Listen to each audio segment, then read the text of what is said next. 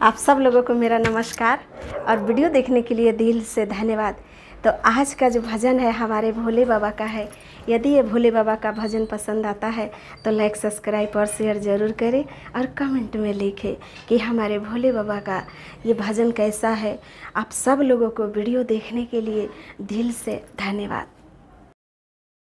आइए, हमारे भोले बाबा का बहुत सुंदर गीत है, बहुत सुंदर भजन है। आइए सुनिए और ज़रूर सुनिए।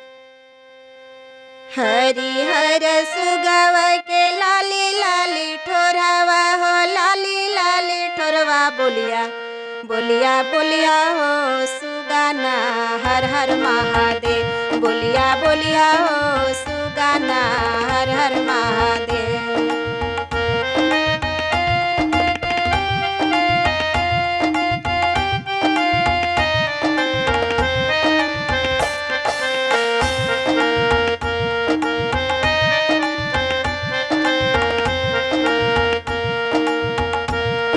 आंगना में बोली हा दुआरवा पर बोली हा, आंगना में बोली हा दुआरवा पर बोली हा, कोठावा पर बोली हा, कोठरिया पर बोली हा, कोठरिया पर बोली हा। बोलिया बोलिया बोलिया हो सुगाना हर हर महादेव। बोलिया बोलिया हो सुगाना हर हर महादेव।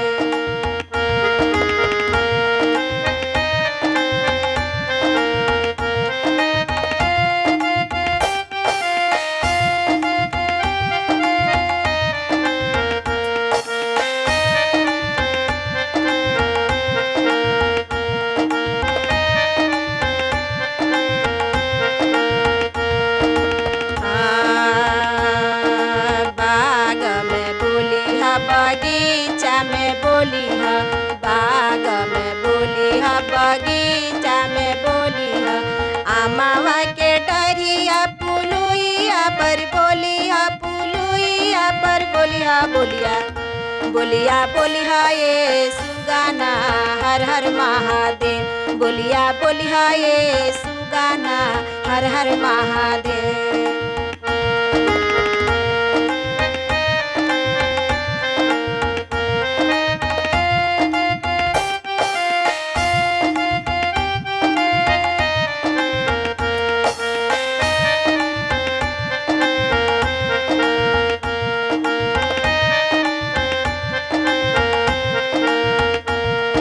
सास आगे बोली हा, ससुर आगे बोली हा, सास आगे बोली हा, ससुर आगे बोली हा, जेठ जेठानी देवर आगे बोली हा, देवर आगे बोली हा। बोलिया बोलिया बोली हा ये सुगाना हर हर महादेव। बोलिया बोली हा ये सुगाना हर हर महादेव।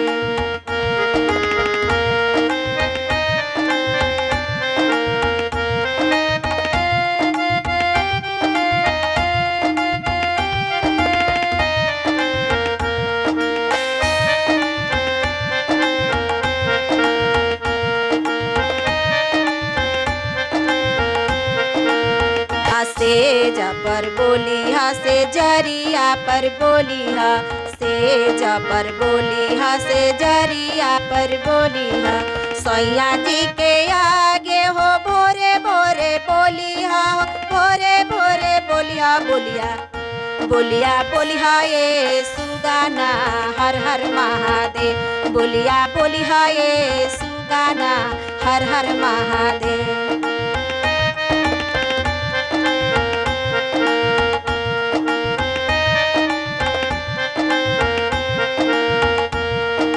हरी हरी सुगवा के लाली लाली ठोरवा हो, लाली लाली ठोरवा बोलिया बोलिया बोलिया ये सुगाना हर हर महादेव। बोलिया बोलिया ये सुगाना हर हर महादेव। बोलिया बोलिया ये सुगाना हर हर महादेव।